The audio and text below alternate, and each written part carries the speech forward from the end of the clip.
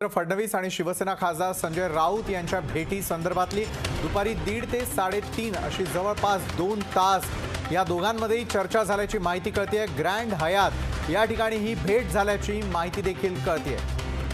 यावेळची सर्वात मोठी बातमी आपण पाहतोय आणि ती म्हणजे माजी मुख्यमंत्री देवेंद्र फडणवीस आणि शिवसेना खासदार संजय राऊत यांची भेट यावेळेला लक्षवेधी ठरते आहे। आणि ही जी भेट आहे ती दुपारी 1:30 ते 3:30 अशा या जवळपास 2 तासांच्या कालावधीमध्ये झाल्याचं कळतंय। ग्रँड हयात या ठिकाणी ही भेट पार पडल्याची देखील माहिती मिळते।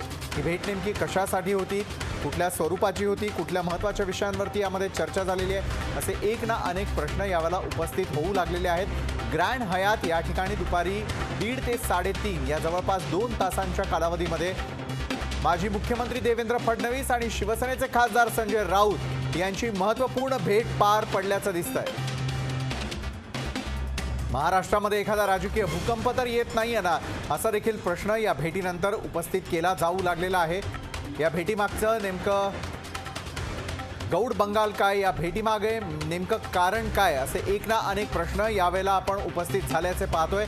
यापूर्वी जर आपण पाहिलं तर माजी मुख्यमंत्री देवेंद्र फडणवीस आणि संजय राऊत एकमेकांवरती टीका करताना देखील पाहायला मिळत आहेत। आणि महायुतीचं जे या ठिकाणी असलेलं राजकारण आहे यामध्ये या दोन्ही नेत्यांचा खूप महत्त्वपूर्ण असा रोल राहिलेला आहे, महत्त्वपूर्ण अशी भूमिका राहिलेली आहे। आणि हॉटेलमध्ये या गुप्त भेटीमागे मात्र दडलेलं नेमकं कारण आहे तरी काय, याची चर्चा सध्या राजकीय वर्तुळामध्ये रंगायला सुरुवात झालेली आहे। शिवसेनेचे खासदार संजय राऊत आणि माजी मुख्यमंत्री देवेंद्र फडणवीस या दोघांच्याही दरम्यान तब्बल 2 तासांची महत्त्वपूर्ण चर्चा झालेली आहे महाराष्ट्रामध्ये। त्या निमित्तानं राजकीय भूकंप तर येत नाहीये ना, असा सवाल या निमित्तानं उपस्थित केला जाऊ लागलेला आहे।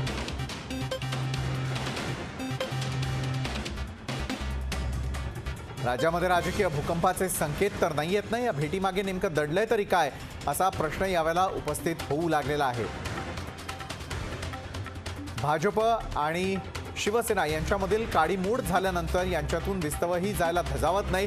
मात्र अशा परिस्थितीमध्ये ग्रँड हयात या ठिकाणी या 2 तासांच्या भेटीमागं नेमकं दडलंय काय, या 2 तासांच्या भेटी दरम्यान कुठल्या मुद्द्यांवरती चर्चा झालेली आहे, या सर्व गोष्टी सध्याच्या घडीला गुलदस्त्यात असल्या तरी राजकीय वर्तुळामध्ये मात्र भरपूर चर्चा रंगायला सुरुवात झालेली आहे। महाराष्ट्रामध्ये राजकीय भूकंप तर येत नाहीये ना, असा सवाल देखील या निमित्तानं उपस्थित करावासा वाटतोय। प्रतीक्षा बनसोडे आमच्या प्रतिनिधी, त्यांच्याकडून या संदर्भामध्ये आपण अधिक माहिती घेणार आहोत। प्रतीक्षा, खरं तर दोन्ही नेते हे मुख्य नेते आहेत दोन्ही पक्षांचे, मात्र या दोन्ही नेत्यांच्या दरम्यान जर 2 तासाची चर्चा होत असेल तर कुठल्या महत्त्वाच्या मुद्द्यांवरती त्या दोघांमध्येही चर्चा झाली असावी?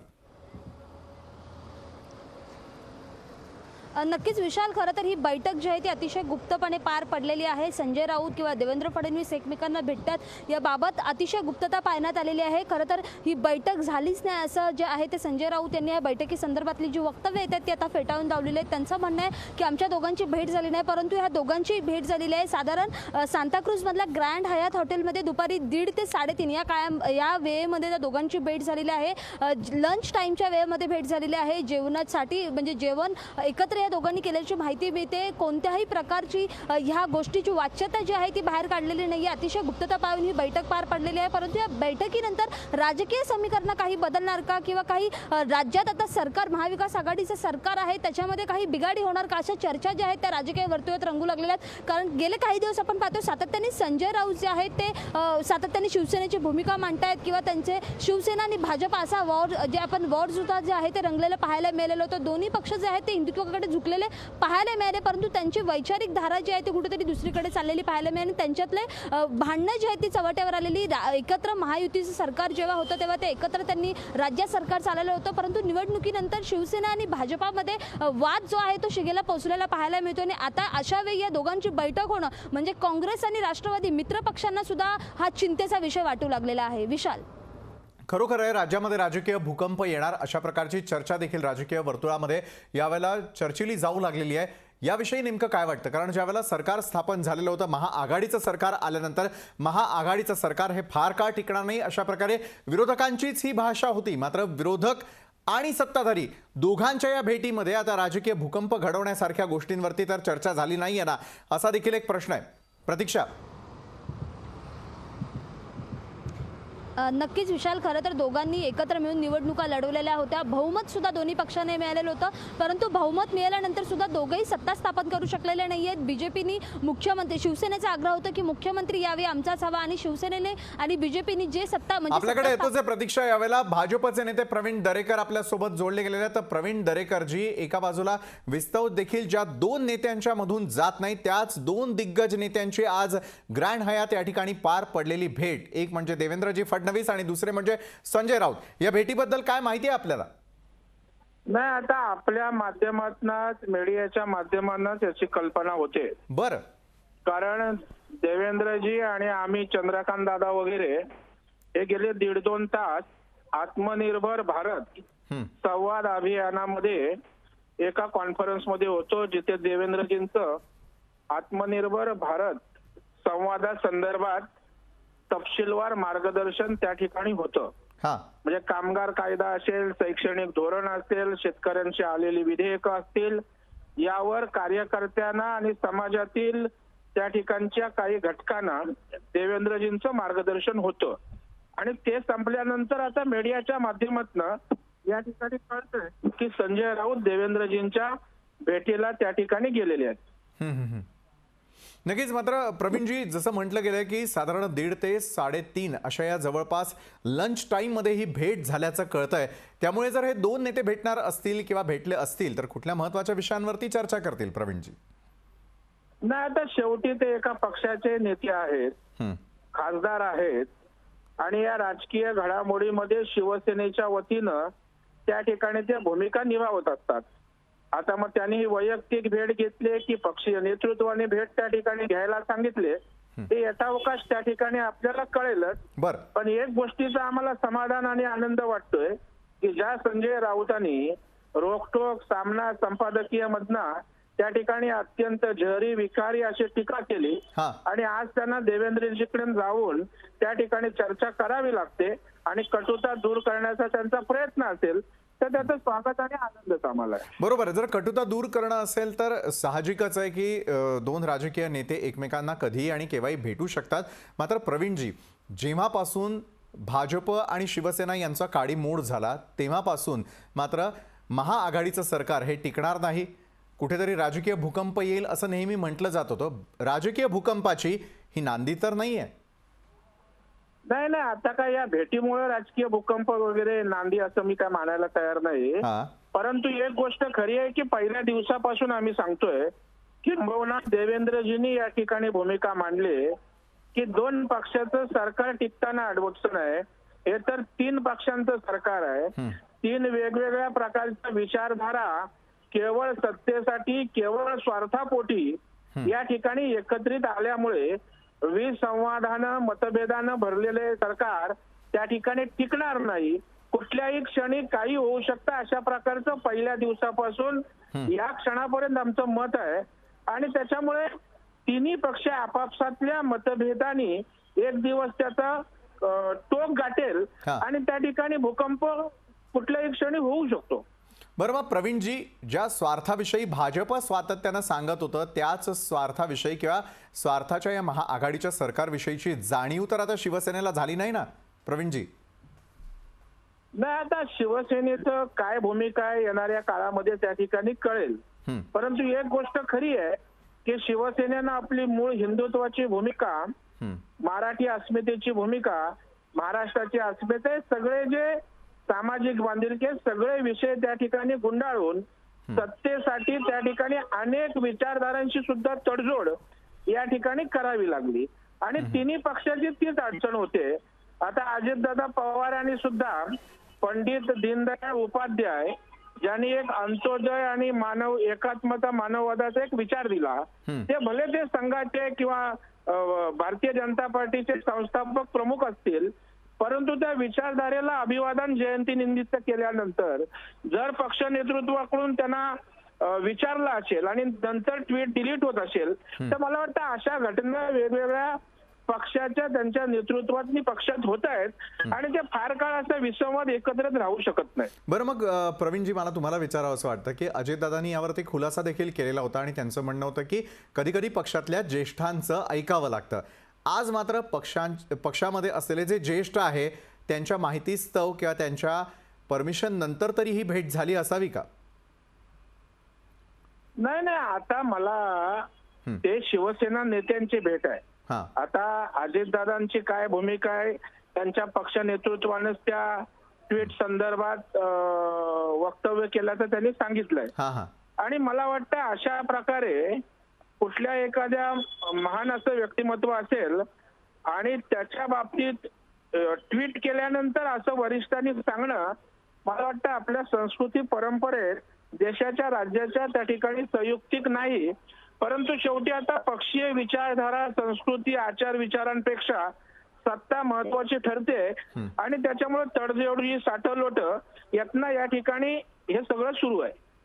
बरोबर आहे. बरं, भाजप आणि शिवसेना यांच्यातली नैसर्गिक युती आणि गेल्या कित्येक वर्षांपासून ती विचारधारेवरती टिकून होती, ती विचारधारा कुठेतरी दूर पडली. त्यानंतर महाविकास आघाडीचं सरकार आलं.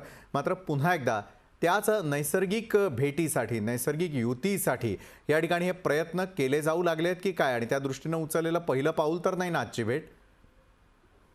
नाही, आता त्याचं मी काही निश्चित सांगू शकत नाही, कारण पुलाखालून पाणी बरंच गेलेलं आहे. परंतु शेवटी आता नेतृत्वच विचार या विषयाचा करत असतो.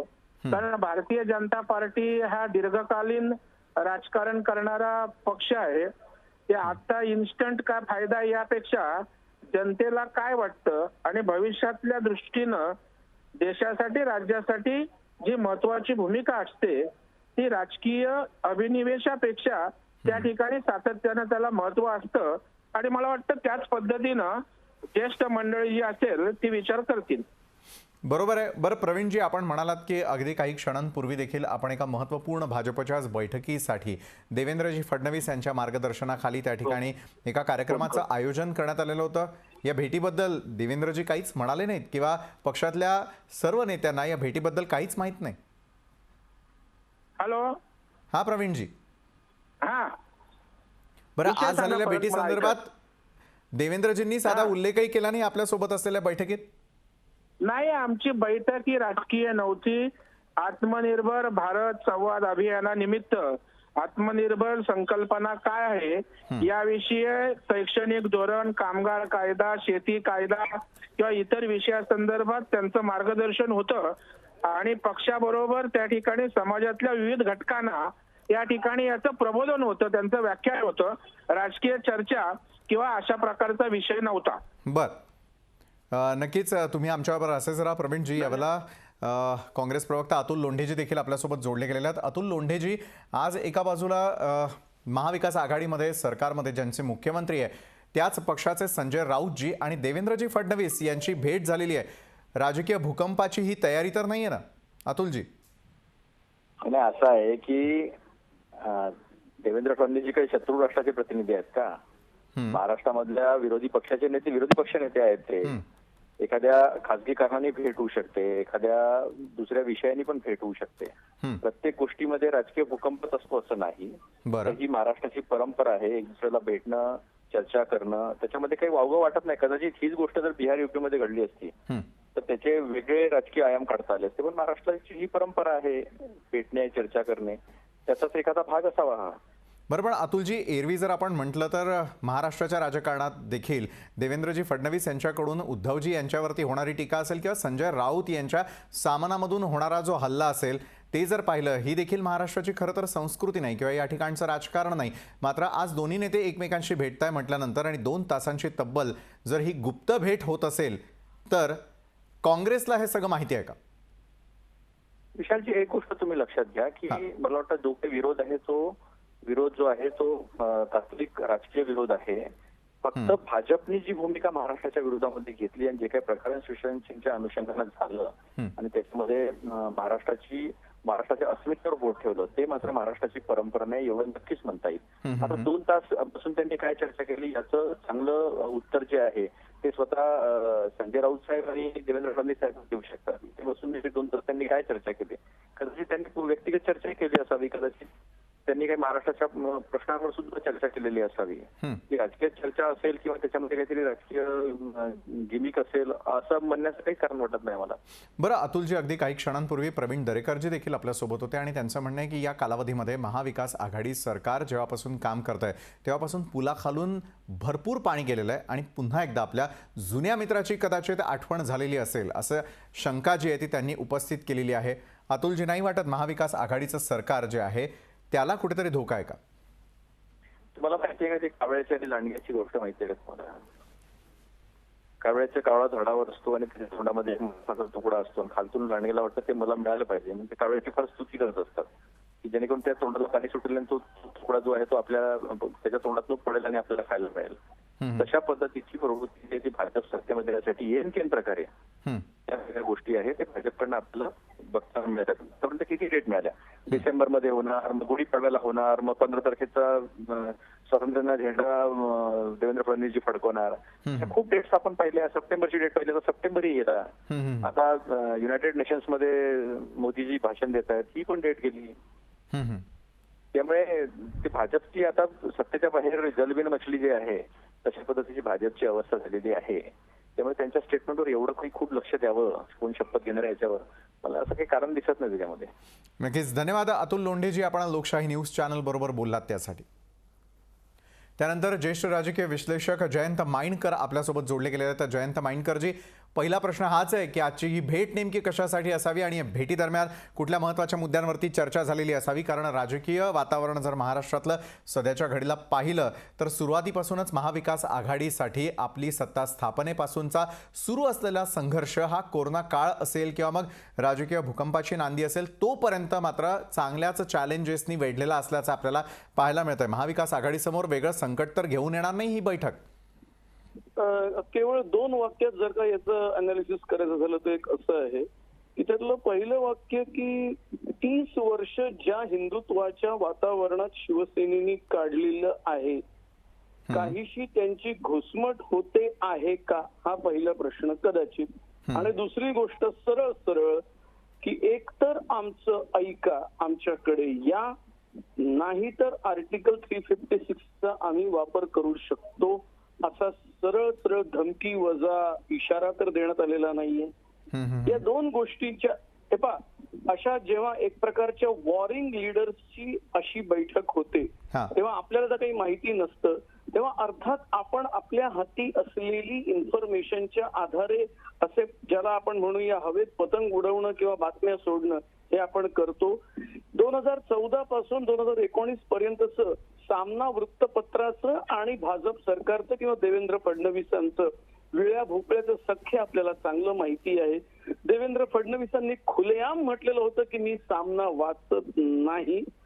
असा आपण न वाचत असलेल्या वृत्तपत्राचा कार्यकारी संपादक कम शिवसेनेच्या MP करता जर देवेंद्र फडणवीसांना 2 तास वेळ मिळत असेल तर त्यामागे निश्चितपणाने काहीतरी राजकीय कारण आहे. आता ते राजकीय कारण कोणतं आहे? त्या राजकीय कारणात महाराष्ट्रातल्या थोड्याशा विजयानंतर बिहारमध्ये जे सध्या बिहारच्या इलेक्शन मध्ये भाजपचे म्हणून गेलेले आहेत इन्चार्ज म्हणून त्या देवेंद्र फडणवीसांचं हे महत्व वाढवण्याचं की कसंही करून तुम्ही आमचं ऐका आमच्याकडे या नाहीतर आम्ही काही करू हीच धमकी तर नाही ना.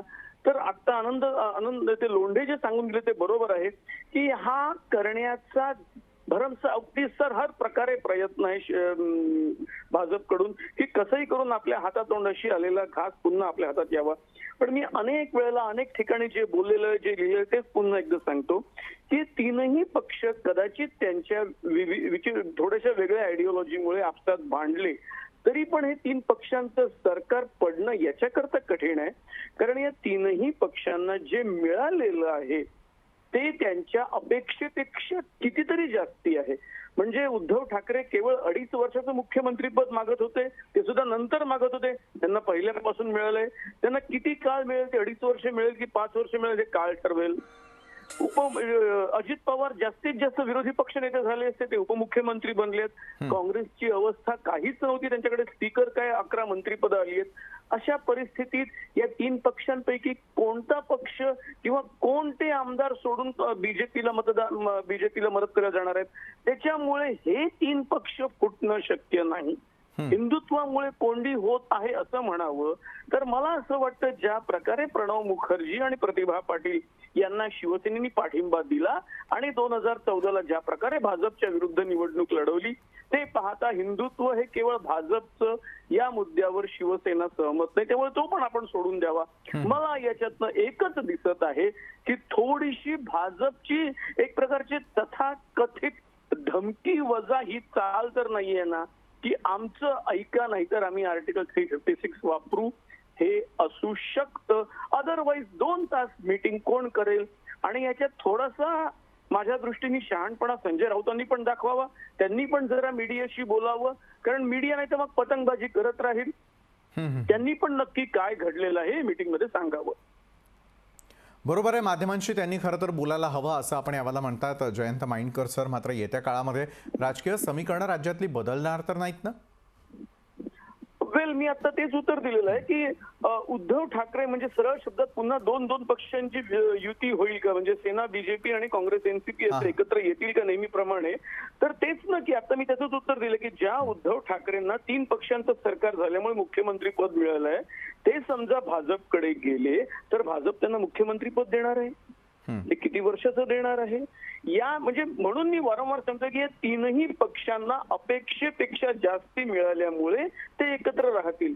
तुम्हाला बाहेर जाऊन काय मिळणार आहे? म्हणजे मध्यंतरी आपण पाहिलेलं आहे, ज्या विषयावर आपण अनेक वेळा चर्चा करतो, की केवळ 80 तास अजित पवार कोण होते, पण ते उपमुख्यमंत्रीच होते 80 तास सुद्धा त्यावेळेस, आणि त्यांना इथेही उपमुख्यमंत्री पदच आहे. म्हणजे तुम्हाला बाहेर जाऊन जास्ती काय मिळणार आहे याचं उत्तर द्या. आणि म्हणून कदाचित हे 3 सरकार या 3 पक्षांचं एकत्र राहील. एकच वाक्य सांगतो, त्याच्यातही जोपर्यंत शरद पवार आहेत उभे तोपर्यंत सरकार पडत नाही. एकाच वेळेस मराठा समाजाची ताकद आणि शिवसेनेची ताकद याच्यामुळे आर्टिकल 356 वापरताना केंद्राला जास्त विचार करावा लागेल, नाहीतर हे फार हिंसक होऊ शकतं. नक्कीच, हे फार हिंसक होऊ शकतं. धन्यवाद जयंत माइंडकर सर, आपण लोकशाही न्यूज चॅनल बरोबर बोललात त्यासाठी. ताज्या बातम्यांसाठी लोकशाही न्यूज चॅनलला सबस्क्राईब करा आणि बेल आयकॉनवर क्लिक करा.